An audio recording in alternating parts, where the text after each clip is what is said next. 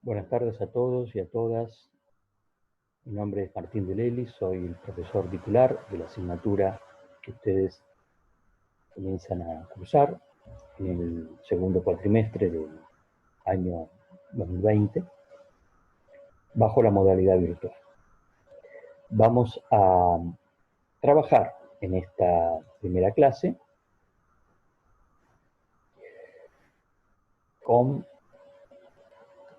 un tema que corresponde a la unidad 1, que va a referirse fundamentalmente a los siguientes temas: el concepto de salud, el concepto de salud pública, las dimensiones de la salud pública y otro tema de importancia, sobre todo para la temática que hoy sufre la humanidad, que es la pandemia por COVID-19, las denominadas funciones esenciales de la salud pública. Para comenzar a trabajar el tema relativo al concepto de salud, tenemos aquí dos definiciones que vamos a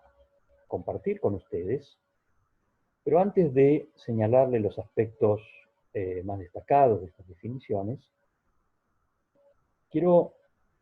señalarles que el concepto de salud como tal, a lo largo de la historia fundamentalmente, que surge desde la modernidad en adelante, y con el gran avance y la gran influencia social que ha tenido la medicina occidental, como ciencia y como arte dedicada a estudiar y tratar la enfermedad, el concepto de salud no ha sido jerarquizado y calificado como tal. Por eso, estas definiciones que aquí recobramos, una procede de un estudioso muy destacado de las civilizaciones y la respuesta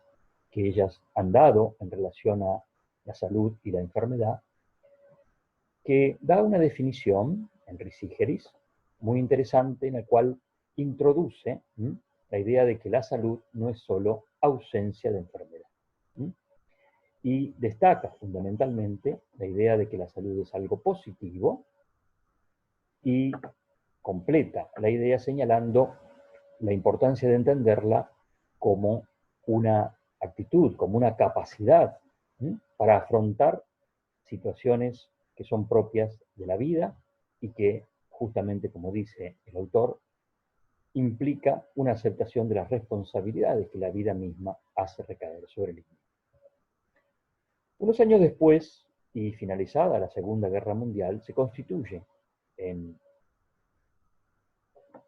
las Naciones Unidas, en relación a la Sociedad General de Naciones, la llamada Organización Mundial de la Salud. La Organización Mundial de la Salud se constituyó como una burocracia sanitaria internacional para coordinar acciones, realizar formulaciones técnicas y asesorar a muchos gobiernos en relación a los problemas que afligían a las sociedades, tanto las que formaban parte del hemisferio occidental, como más tarde las que fueron incluyendo a países de todo el mundo. Hoy la Organización Mundial de la Salud tiene un papel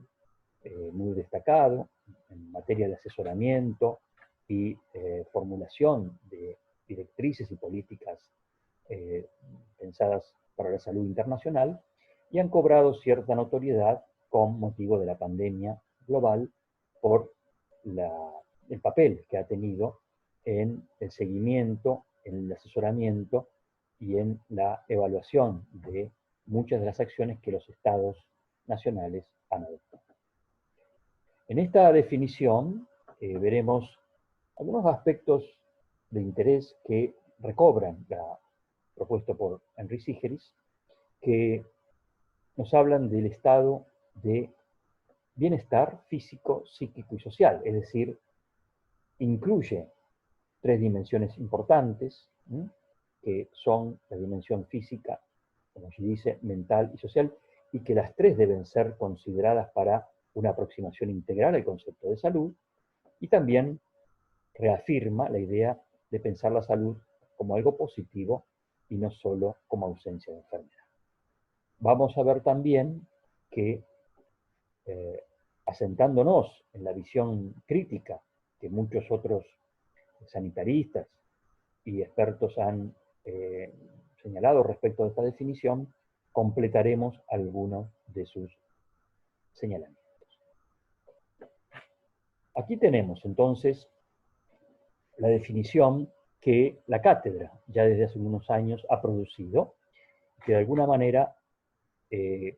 se constituye en un fundamento conceptual de lo que vamos a entender como salud. La definición que aquí está citada, que forma parte del programa de estudios y que fue elaborada colectivamente ya hace más de 15 años, señala que la salud es una situación de relativo bienestar. Es decir, la salud no podemos entenderla, como decía la Organización Mundial de la Salud, como un estado de completo bienestar, porque si hablamos de completo, estamos ubicando una realidad utópica, muy alejada de las posibilidades y de las circunstancias por medio de las cuales las personas pueden acceder y pueden disfrutar de esa salud. Cuando hablamos de relativo, además, describimos que no puede entenderse del mismo modo los mismos criterios de salud para un niño, para un adolescente, para un adulto joven o para una persona anciana. Y que también, como veremos luego, las condiciones y definiciones en torno a la salud van a estar altamente dependientes de la perspectiva histórica, social y cultural. Por eso nosotros señalamos que ese bienestar relativo, añadiéndole la dimensión ambiental, una de las dimensiones que hoy es insoslayable para pensar el concepto de salud, es el máximo posible en cada momento histórico y circunstancia sociocultural. Es decir, recobramos esta idea de que la salud siempre debe contextualizarse en una sociedad, en un grupo social quizás comprendido en ese concepto aún más general de sociedad, y en un momento histórico. Considerando que dicha situación es resultado de la interacción permanente y recíprocamente transformadora. Es decir, son las personas en relación con sus ambientes humanos, de alguna manera ensayando modos de adaptación a esos ambientes y también transformando, modificando esos ambientes en favor de sostener condiciones y posibilidades de que las personas gocen de mayor salud. Vamos a continuar y sobre todo señalar, a partir de estas precisiones, entonces 4 aspectos fundamentales que debemos considerar asociados al concepto de salud. Uno es la idea de que la salud debe ser concebida como un hecho integral, es decir, que en sus emergentes, es decir, en sus manifestaciones, y en los determinantes, es decir, en los factores que se asocian a esos emergentes, y que nosotros vamos a trabajar bastante en distintas unidades de esta materia, que son de muy diferente orden, porque comprenden las dimensiones que ahí están descritas. Un determinante, como vamos a ver luego, puede ser de carácter biológico, puede ser la edad, como el peso, la talla, pueden ser medidas que nos señalen aspectos biológicos, los procesos de envejecimiento, que dependientes muchos de ellos de factores también genéticos, y variables o determinantes psicológicas, y me eximo de dar ejemplos porque ya podrán ustedes comprender o ejemplificar con muchas de ellas, sociales y culturales, es decir, la educación, el trabajo, la pertenencia a ciertos subgrupos sociales que se identifican en ciertos rasgos culturales, el trabajo, las condiciones de trabajo, los factores ligados al hábitat, son todos determinantes que impactan sobre la salud. La salud se expresa en manifestaciones o emergentes positivos o negativos, es decir, la salud se puede reconocer, ¿no?, si la entendemos como un proceso, tanto sus expresiones llamadas positivas, que asociaremos con el concepto de salud propiamente dicha, como sus expresiones negativas, que asociaremos con el concepto de enfermedad. Y la salud también, como decíamos, es un concepto relativo. Hemos dicho que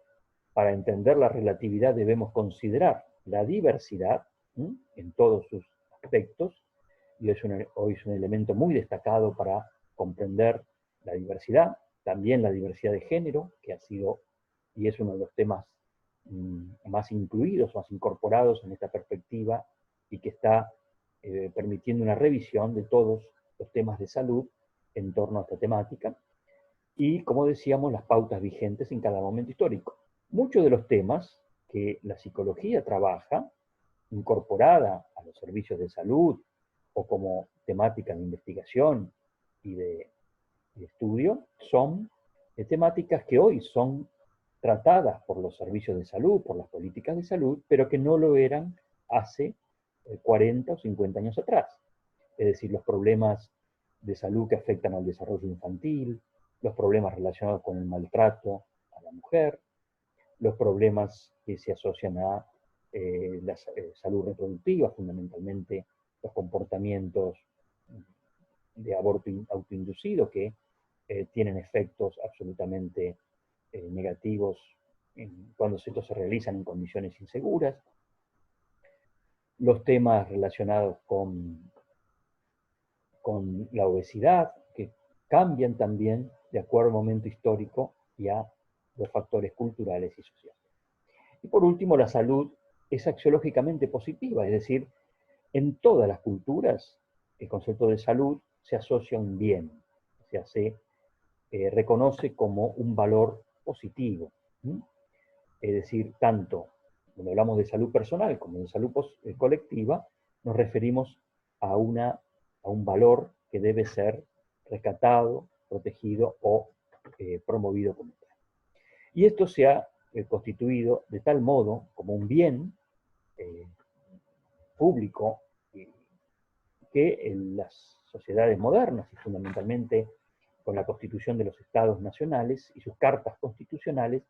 han incorporado como una noción muy importante el concepto de derecho a la salud, es decir, el derecho a este bien, acceder a este bien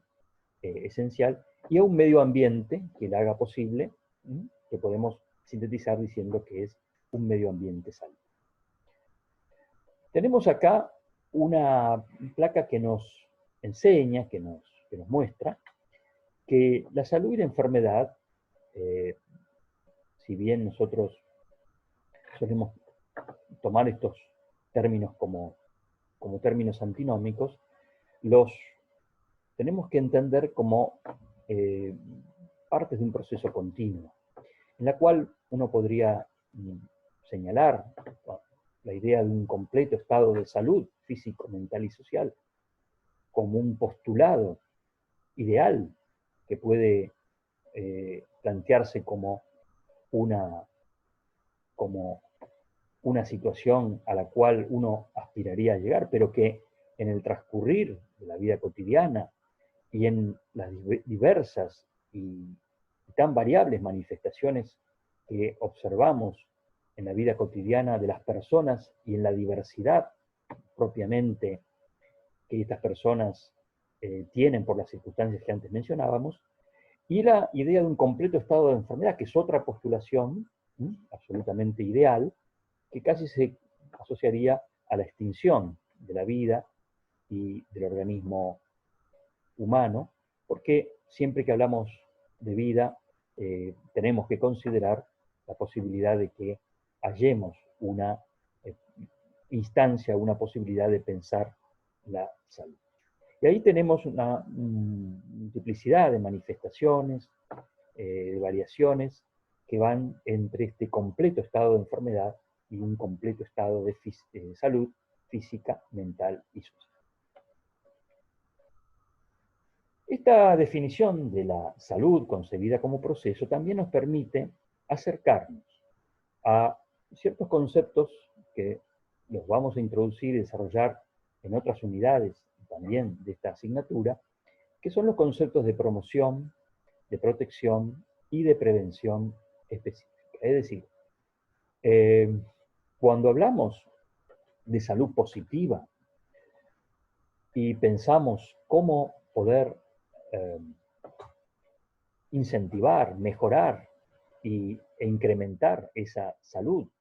tanto en términos individuales como sociales, estamos hablando de promoción. Es decir, cuando nos proponemos metas como desarrollar una alimentación más saludable, realizar ejercicios físicos regulares para el mantenimiento de la salud, cuando pensamos en mejorar las pautas de convivencia familiar, social o laboral, en fin, cuando planteamos una vida sexual saludable y plena, estamos pensando en estas instancias que nos hablan de promoción de la salud. Cuando hablamos de protección de la salud, si bien también está dentro de lo que nosotros consideramos la salud positiva, la protección generalmente son medidas que podemos adoptar de forma individual o en pequeño grupo familiar y social, o bien en ámbitos institucionales o en ámbitos comunitarios, que implican una medida de protección a nuestra salud y nuestra seguridad, fundamentalmente seguridad física, ¿no? Es decir, cuando implementamos una medida como el uso del cinturón de seguridad,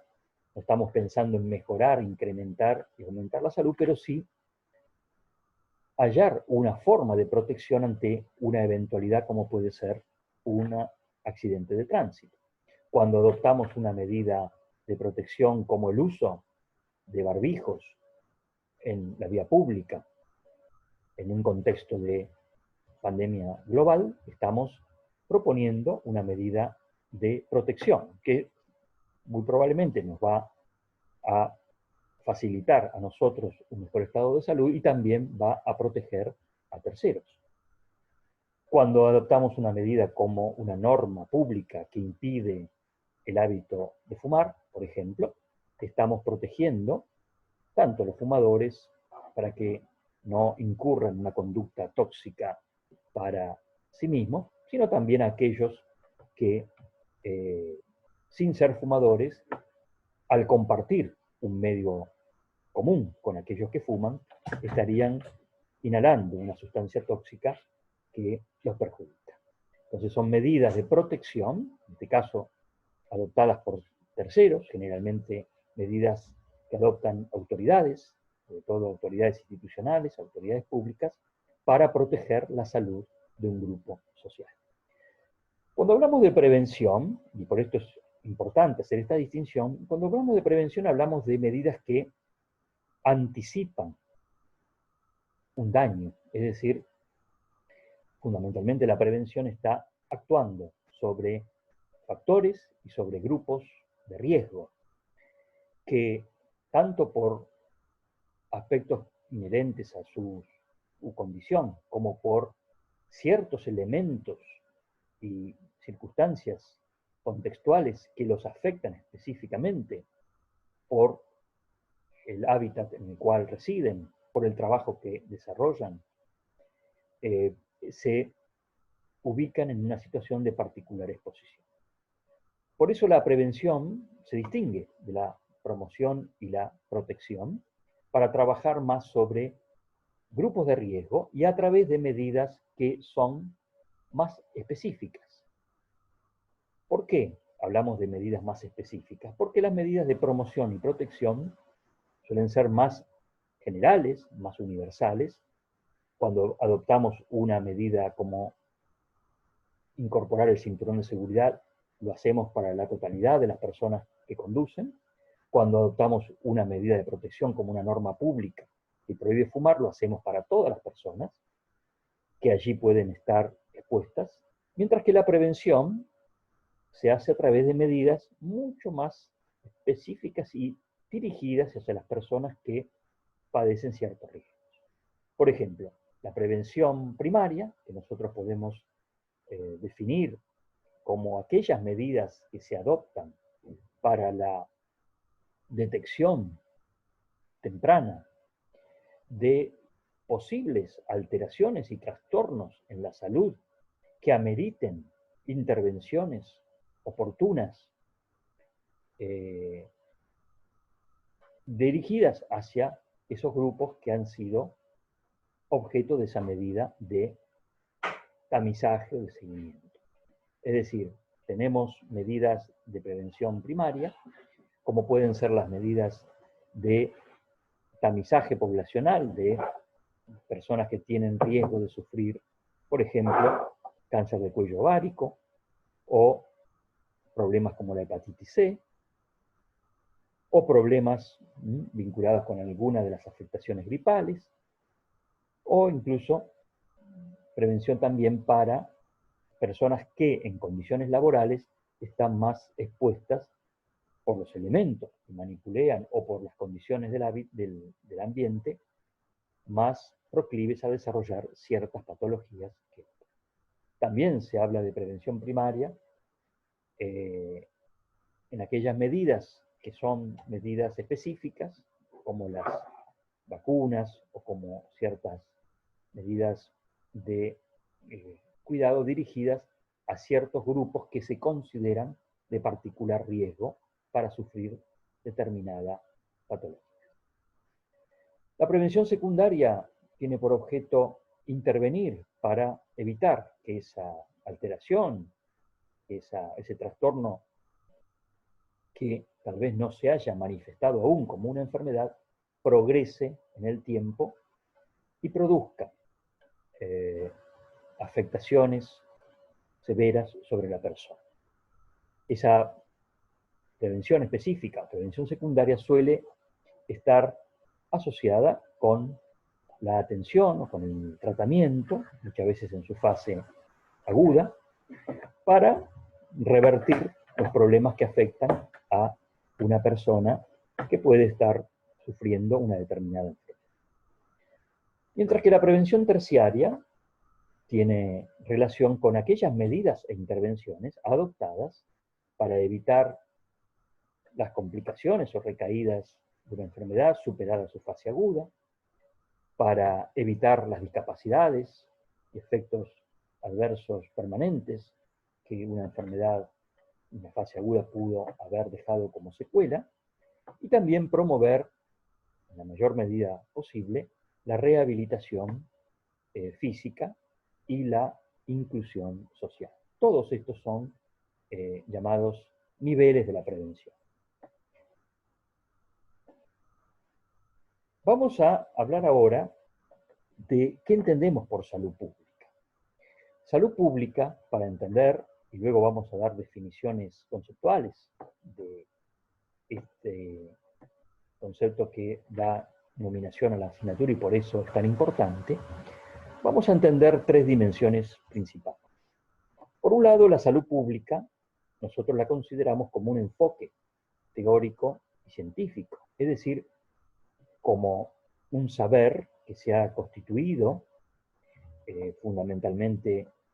a partir de la mitad del siglo XIX. En su origen, la salud pública se desarrolla como una vertiente de la medicina social, luego se va complejizando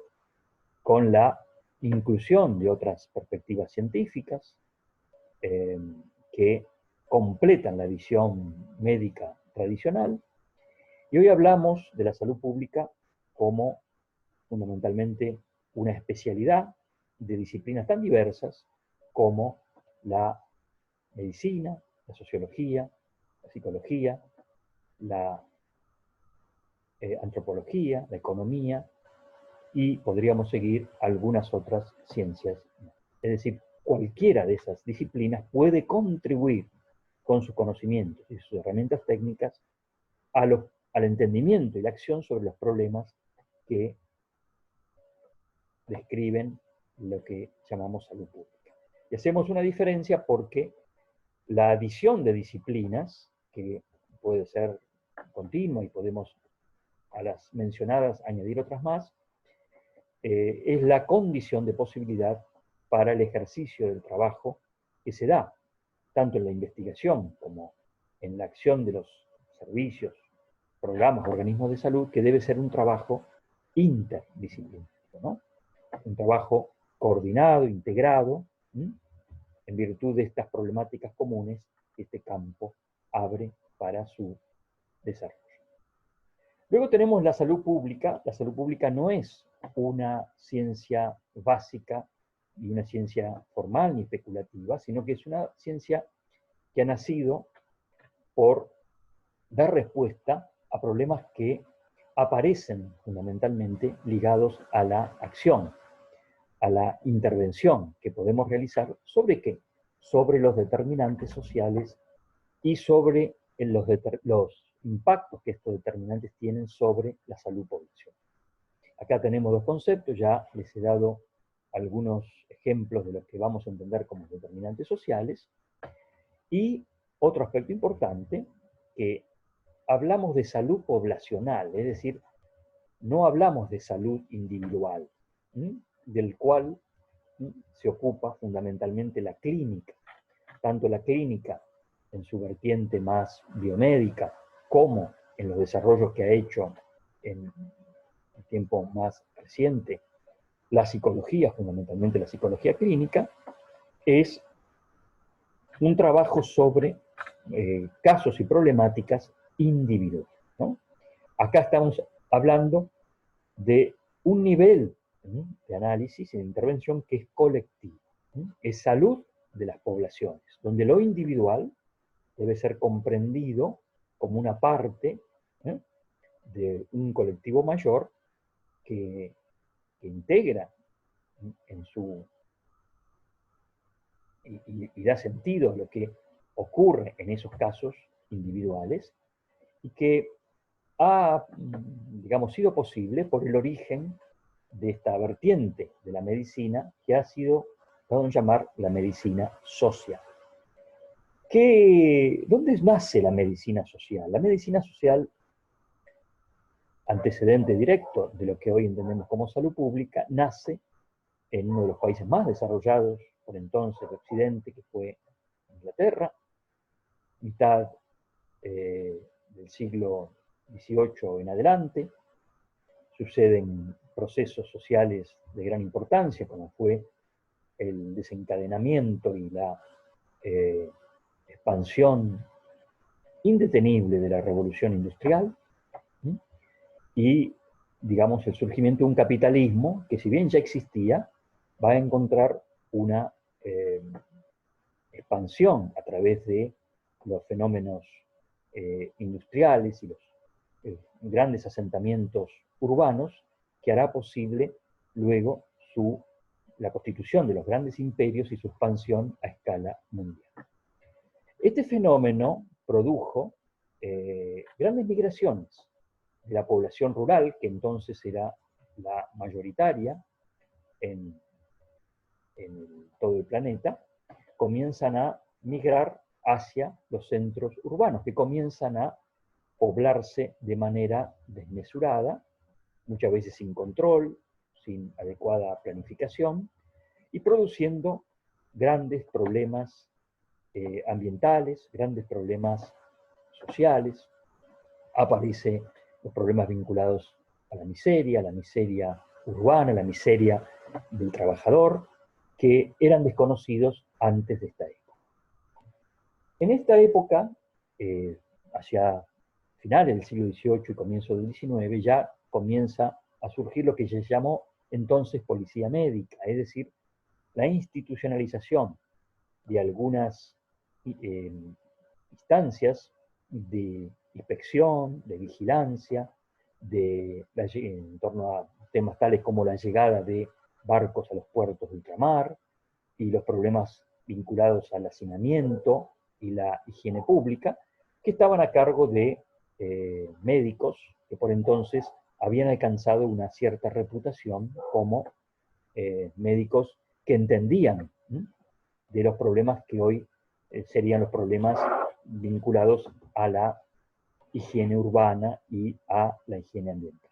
El primer importante jefe de salud fue un médico escocés llamado Duncan en la ciudad de Liverpool. ¿Por qué rescato la figura de Duncan? Porque él hizo los primeros grandes censos demográficos de la población que se asentó en Liverpool desde el año 1700 al año 1829. Es decir, en el transcurso de 130 años, ahí veremos, el crecimiento exponencial de las personas que residieron en esta gran ciudad inglesa y que claramente demuestra por qué aparecieron también en estas ciudades los grandes problemas a los cuales tuvo que dar respuesta la medicina social.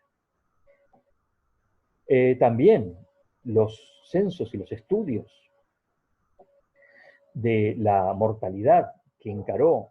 Duncan en esta ciudad ha permitido, por ejemplo, contar con registros sobre la evolución de una enfermedad como el cólera, una de las grandes epidemias que asoló a la humanidad hacia mitad de este siglo, que hoy podemos comparar cuando vemos estas curvas descritas hace tanto tiempo con las curvas que hoy nos informan sobre la evolución de la enfermedad por coronavirus en todo el mundo. Bueno, ya por entonces se comienzan a registrar y efectuar seguimientos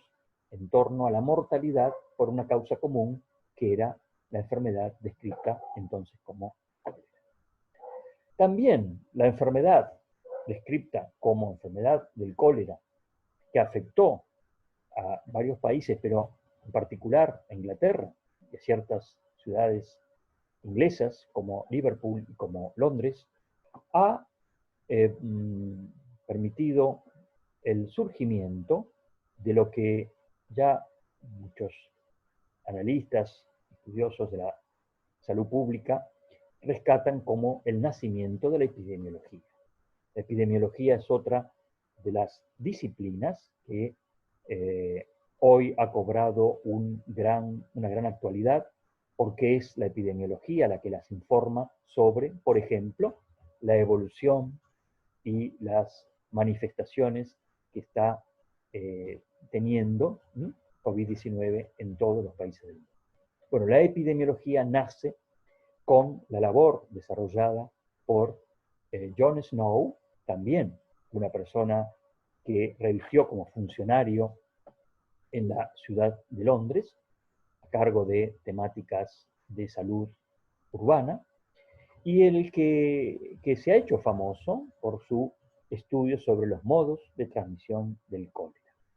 ¿Por qué ha sido tan famosa la labor que ha hecho John Snow? Porque analiza la transmisión del cólera empleando un razonamiento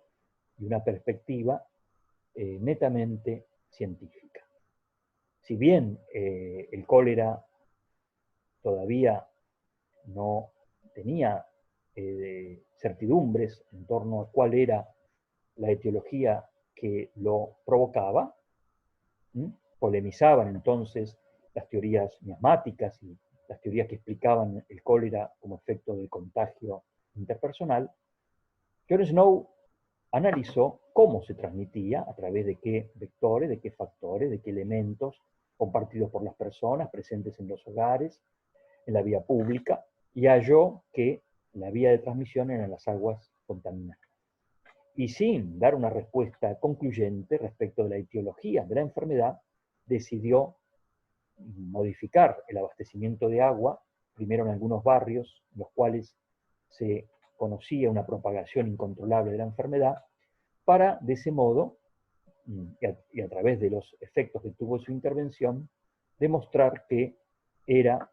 el agua el vector de transmisión por donde los agentes bacterianos provocaban el contagio de las personas que luego enfermaban. Entonces, John Snow, a partir de su razonamiento y su metodología,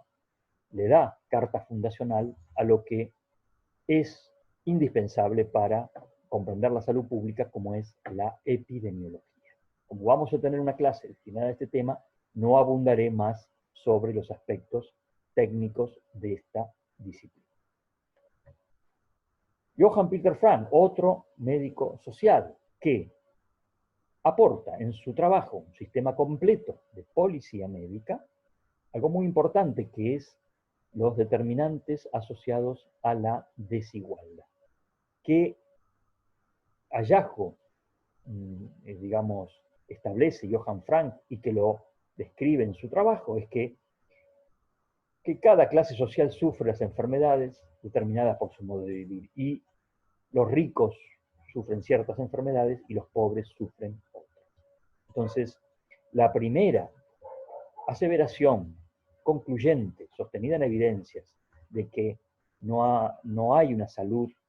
uniforme para ricos y para pobres,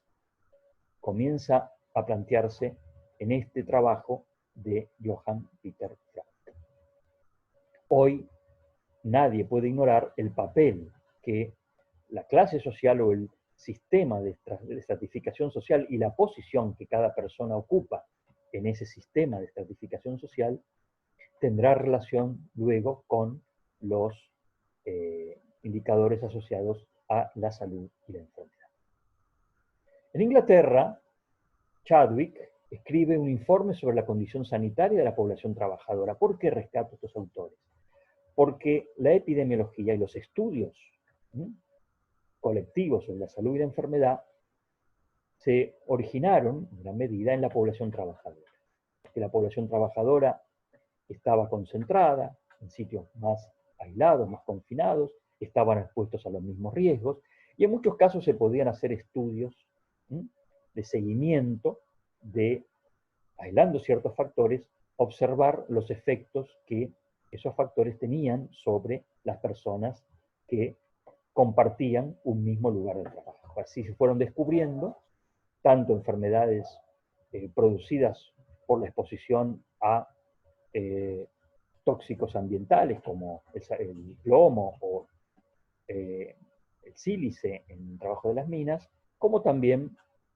enfermedades carenciales como el escorbuto, que afectó a la población de trabajadores marinos. Y también en su trabajo aboga por una intervención en los poderes públicos en el saneamiento de las ciudades. Es decir, el trabajo y la salud también ha sido un tema muy estudiado, muy iluminado desde la salud pública y aplicando la epidemiología que surge, como decíamos, en los trabajos de Snow, pero a poblaciones en las cuales el denominador común era la condición laboral. Y fíjense ustedes, Rudolf Virchow. Virchow escribió en una época, ahí está mal, la fecha es 1847, en una época en la cual se producían en todo el mundo, sobre todo el mundo europeo, grandes revueltas sociales, grandes revueltas que abogaban por una transformación del orden social.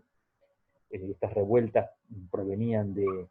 ideologías que cuestionaban el orden vigente, y buena parte de estos médicos sociales se alinearon con estas tendencias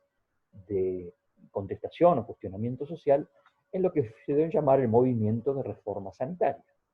Y Rudolf Virchow, que era un gran anatomopatólogo con gran formación científica, acuña esta frase, ¿no? Es decir, el remedio no era solamente estudiar y dar respuesta a un nivel clínico, sino instituir prosperidad, educación y libertad. Fíjense ustedes digamos, la actualidad que pueden adquirir estos términos y estas ideas en nuestro siglo XXI. Y Shattuck, por ejemplo, en Estados Unidos, recomienda la estandarización de nomenclaturas para enfermedades. Es decir, esto es muy importante, comienza a pensarse que hay que tener denominaciones comunes, definiciones que puedan ser compartidas entre distintos científicos y entre distintos técnicos que tengan responsabilidades asistenciales, para que podamos comparar situaciones, ¿no? circunstancias, y que en los registros que podamos dar acerca de las causas de enfermedad o las causas de muerte, podamos estar hablando de situaciones o fenómenos similares. De no contar con estas estandarizaciones, es muy difícil tener un lenguaje que nos permita hoy hablar, ¿no?, de las enfermedades, hablar de los problemas que afectan a la salud de grandes colectivos humanos. Y también los registros sobre causas, ¿no?, causas de mortalidad, y la recolección de datos por alguna de estas variables que hoy podemos considerar son determinantes también de la salud y la enfermedad. Y finalmente tenemos esta tercera dimensión, que es la salud pública, entendida como una respuesta del Estado y de la sociedad. Yo diría de la sociedad, pero de la sociedad organizada, la sociedad en la cual, a través de sus medios, encuentra modos de organización para dar respuesta a los problemas de salud, que ya no son los problemas de un individuo aislado y entendido como una unidad abstracta, sino como grupos o colectivos sociales. Y en esos términos, la respuesta que ha dado el Estado tiene mucho que ver con el desarrollo de centros asistenciales de carácter público para atender los problemas de salud y de enfermedad. Los hospitales, que inicialmente fueron originados por la Iglesia, en Occidente la Iglesia Católica ha tenido un papel muy importante, eran instituciones que se ocupaban fundamentalmente de cuidar, de sostener, de dar amparo y alivio, sobre todo en los últimos momentos de la vida, pero no estaban pensados como una respuesta asistencial, como son hoy pensados los hospitales. Con la complejización y tecnificación de la asistencia médica, con la cada vez más creciente especialización, esto ha requerido el desarrollo de instituciones hoy muy complejas, que son los hospitales públicos. Por supuesto que hay otras instituciones, centros asistenciales de diferente orden, pero para que ustedes vean claro, los hospitales han sido una invención y un desarrollo producto de la modernidad más reciente y fruto de la complejización cada vez más fuerte o cada vez más intensa de la asistencia y la tecnología médica. El desarrollo de la seguridad social, es decir, ¿qué es la seguridad social? Los grupos de trabajadores, tanto inicialmente fueron hallando sistemas de protección mutual para ir asegurándose en aquellas contingencias que afectaban digamos, su salud y su vida en función de los riesgos comunes que como trabajadores estaban expuestos, es decir, el riesgo de accidentes, el riesgo vinculado a la enfermedad, a la vejez y a la muerte y al desempleo. Todas estas contingencias o riesgos originaron o motivaron la creación de mutuales de protección social, tanto las organizadas por los grupos de trabajadores y más tarde desarrolladas como políticas de Estado hacia fines del siglo XIX, tanto por la labor que se desarrolla en Alemania con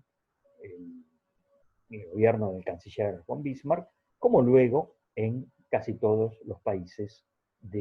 europeos, y que luego se van a trasladar a través de las corrientes migratorias a otros países del mundo, incluida la Argentina.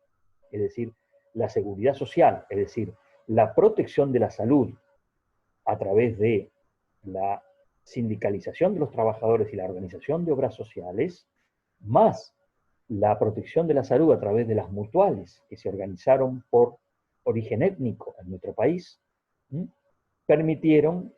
la constitución de una seguridad social que le dio más protección fundamentalmente a los trabajadores y a sus familias. Y también la salud pública, con el transcurso y la complejización técnica y la formación de las sociedades modernas, tan diversas, tan complejas y tan tecnificadas, ha requerido la institucionalización de organismos rectores, ¿no?, de política pública, que hoy se conocen como direcciones, secretarías o ministerios, ¿no?, por el rango que tengan, que dirigen, que rigen la política sanitaria de una localidad, de una región o bien de un país. Es decir, hoy es imposible pensar la política pública dirigida a una nación si no se constituye, si no se institucionaliza un organismo rector que pueda estar expresado, ¿no?, en una cartera como es el Ministerio de Salud de la Nación.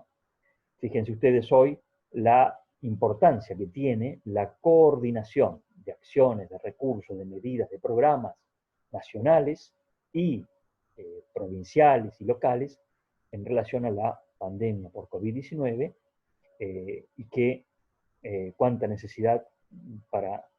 desarrollar exitosamente esas medidas tenemos de una política planificada, orientada, con datos y capacidad de gestión que lo haga posible.